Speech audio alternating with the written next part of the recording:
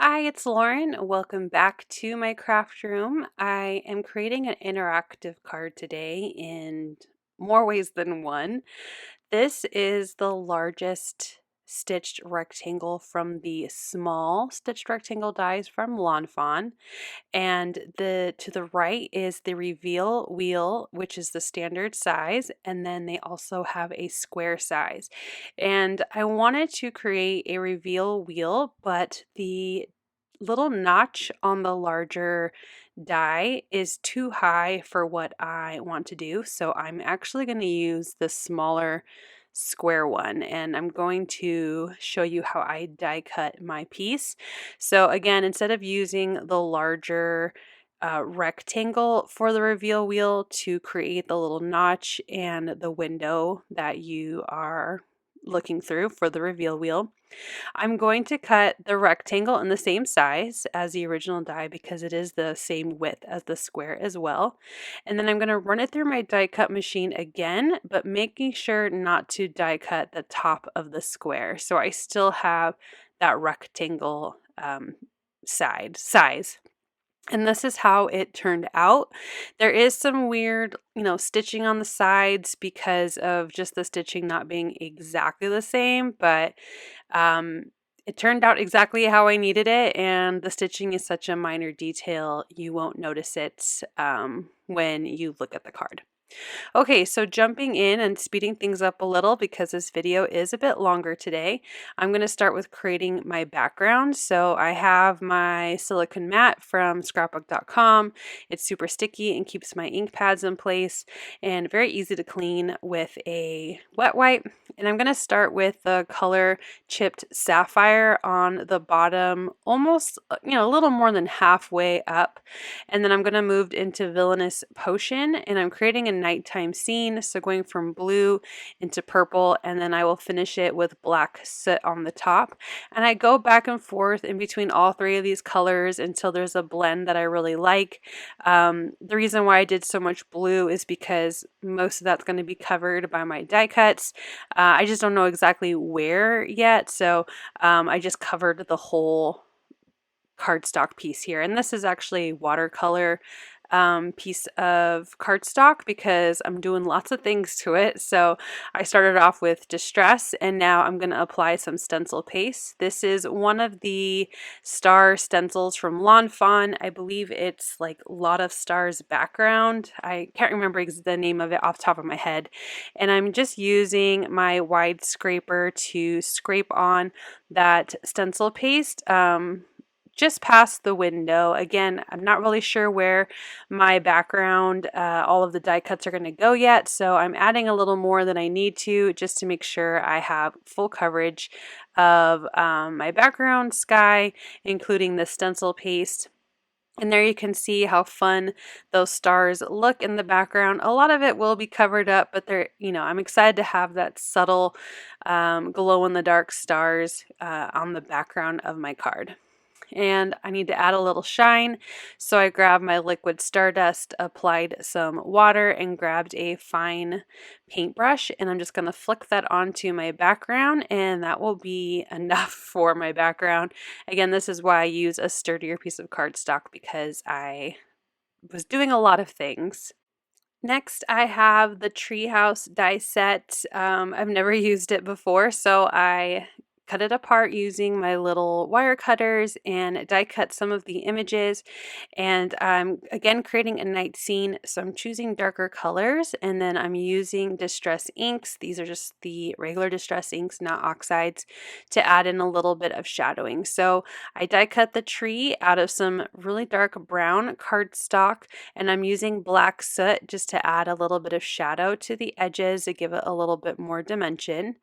I'm using Rustic Wilderness on some green cardstock pieces. So this is going to be the ground, which my tree will be sitting on, and it's die cut to fit the same width as my background. And then I use one of my simple stitched hillside dies to create the curve along the top.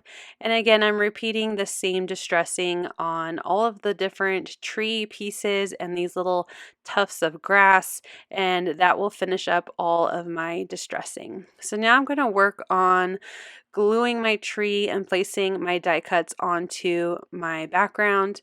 I also cut the door frame out of black, and so I'm going to add that in as well. So I'm going to start with adding my ground to the bottom part of my background. Again, I use the same rectangle, so I know it will fit perfectly on the width. And now I'm going to work on placing my tree. I wanted to glue it directly to the background, but I added some paper where the green stitched hill is. So I'm just going to take that same green paper and add it behind the tree where it's going to touch the starry background.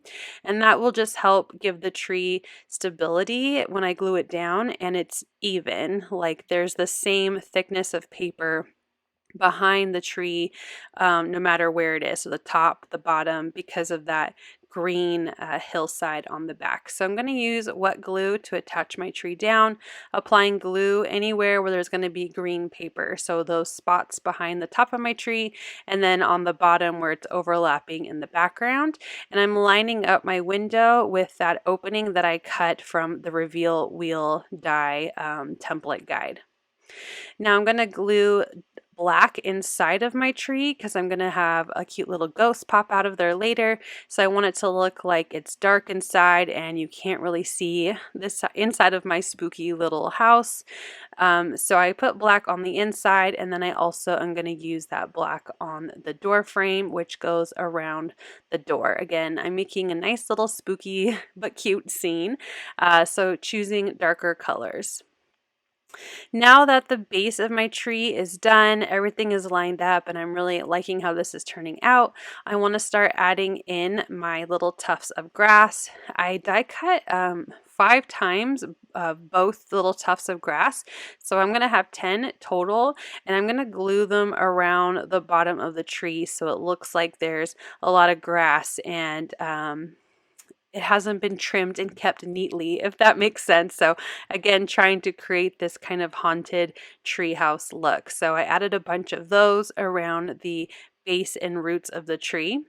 And now I'm going to play around with how I'm going to add these tree crown pieces. I wasn't really sure how I liked it. I'm going to leave in a lot of my tree planning because I don't know if there's anyone out there like me who's struggling with how to place all these different tree pieces and make it look like a nice big tree. I guess I could have gone a little more sparing since it is a haunted tree, but I wanted it to look nice and full, and so here I am just playing around. Let me know what you think of how I put it together. If you have any tips or tricks on how you've put your tree house together. I definitely can see myself using this tree house for lots of different seasons. I think it would be really cute to have a little tree house for maybe some different holidays. So let me know how you use this tree die, or how best you have used it and how it turned out. So I'm sliding in a few of my little green crown or tree crown pieces behind the branches because I wanted it to look like there were leaves, in the front of the tree as I'm using some foam adhesive and wet glue. But I wanted there to look like there were leaves behind the branches as well. So I used just wet glue and put in some of the pieces behind my tree branches because I didn't glue them down to my background.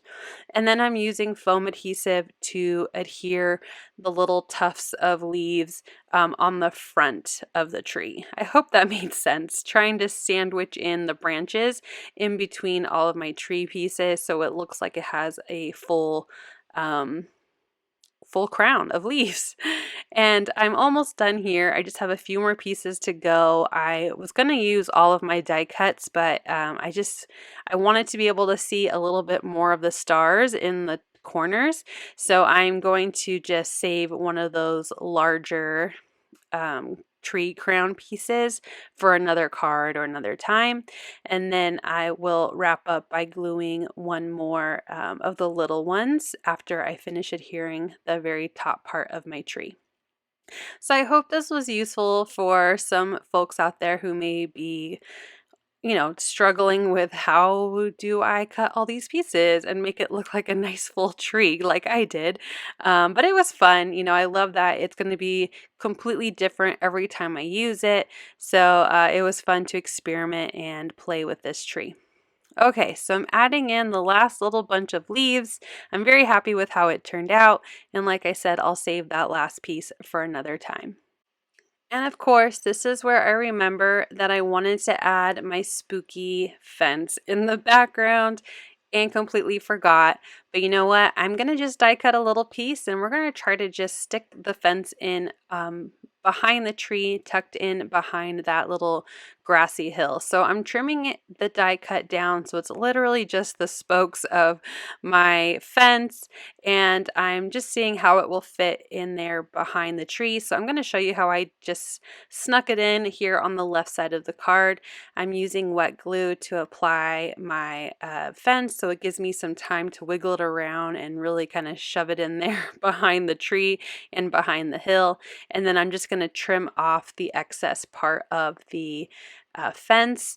I won't trim off the tree. I will trim off the fence because it's very dainty compared to the tree pieces. So I didn't want to risk them ripping the card. So once I have both sides on, I trimmed off, like I said, the fence, and I even trimmed following the curve of my opening of where the card receiver will turn the reveal wheel. So it probably wasn't necessary, but I really like this die and I was very happy to sneak it into my card. So now I'm going to work on the actual wheel. So I have the tiny Halloween stamp and I'm going to use the reveal wheel as well as the template for the house add-on for the reveal wheel. And this is the first time I've used this template and I just want to see how it's best to use the actual stencil. So I'm going to die cut my wheel out of some alcohol marker friendly cardstock because I'm going to use alcohol markers to color in a couple of the tiny images. They're so tiny. I probably could have just done a sturdy white cardstock and it really wouldn't have mattered, but it was the paper that was sitting next to me and I knew I was going to use my alcohol markers, so I used it. I just got the new little mini Misty and I put inside my smallest Clearly Amazing mat from scrapbook.com. I put my stencil on top of my reveal wheel and used the brad and some mint tape to just keep the stencil in place. And then I stamped twice with my favorite black ink for alcohol markers and went ahead and took it out of the Misty. So now I am going to fill in the little tail of my cat. It just didn't quite fit with the set of 4 images in the stencil. And then I went ahead and colored in my cat with some dark gray alcohol markers. And I made tiny little masks for the ghost and my cat because the eyes and the bats didn't really need a mask. The eyes are so tiny. And I grabbed squeezed lemonade distress oxide and one of my dome foam blenders, and I'm just gonna pat on some of that yellow ink all around the circle, but I'm not gonna go past the kind of embossed circle around the edge. So I just wanted to add some yellow so my little critters and spooky images that will be on the reveal wheel have a background. So now that that's done, I'm going to grab a green and color in my little scary eyes. And then the same pen that I used to fix my cat's tail, I'm actually going to outline the eyes and all of the images, especially those bats, because adding the yellow distress oxide on top kind of muted them out. So just used a black pen that is an alcohol marker friendly ink to just fix those images. Now I'm working on the sandwich, so I have my little circle that I just die cut out of green cardstock because I had extra, and then I put on my reveal wheel with my images, and then again on top of that the stencil, and I opened up the brad. Now you need to make sure that if you do this that the brad goes through the back, so it's on the smaller circle side, and I added 4 little foam adhesive I was going to say circles, but they're not circles, but foam adhesive. And I'm peeled off the release paper because I'm going to get my little circle in place on my background piece, which is that black cardstock. And again, I did the same technique as I did for my starry background. I just didn't use the add-on window die in the little notch. So I'm lining everything up using my stencil as a guide and making sure that I have my circle centered, and then I will line it up with that black background piece and apply pressure so that way my green circle is now adhered to that black background. I can open up the brad and peel off my stencil, and then I close up the brad again, and here you can see all 4 of my little images are showing up inside of my treehouse window. So in order to sandwich these together, I'm going to grab some foam adhesive, and I'm going to use this large 2-inch roll from scrapbook.com and just trim it down to fit what I need. I do this all the time in my videos. I love my 2-inch roll of foam adhesive. And once I have enough on the black cardstock, I made sure that my circle could, or my reveal wheel can turn with no issues, peeled off the release paper, and then sandwiched those together the same way I did when I applied the green circle. So now I'm going to use some double-sided adhesive to make sure that my reveal wheel here is going to be nice and secure to a background. So I'm just using different sizes to fill up the cardstock backing, peeled off the release paper, and I'm going to center this to some black cardstock. This is an A2 size rectangle. I use the largest from the large stitched rectangle stackables from Lawn Fawn. I have a top folding A2 card, and I repeated the same process, added that 2-inch adhesive, and then glued on my card front to my card base. Now my card base is a little wide, and normally I don't really care if it shows a little bit on the edge, but I have a black background on a white card, so I just took some large scissors and trimmed off the excess so you couldn't see the white cardstock. And I'm having fun with my reveal wheel, and it's turning out so great, but I wanted to add one more little touch, so I stamped one of the ghosts from the Booyah stamp set. I'm coloring in its mouth and adding some little pink cheeks, and I'm going to grab the clear Wink of Stella and completely color in my ghost. I actually did this on my tiny little ghost inside my reveal wheel as well. I grabbed some foam adhesive, and I'm just going to tuck this little guy inside of the door so it looks like he's coming out to say hello or happy Halloween from his little haunted treehouse. So here's a final look. There's a lot of interactive fun. We have the ghost with the door that you can open, the reveal wheel with all 4 images. We have a bats, the spooky eyes, the cat, and the other little ghost. And then of course it is glow in the dark. I did record this during the day, but I will have a picture right after this, a close-up of my cute card, and then here are the glow-in-the-dark stars. Thank you so much for watching. I hope you'll click like, and if you're new here, I hope you'll subscribe and come back. As always, you can find everything I use down below in the description box. Thank you and have a wonderful day. Bye!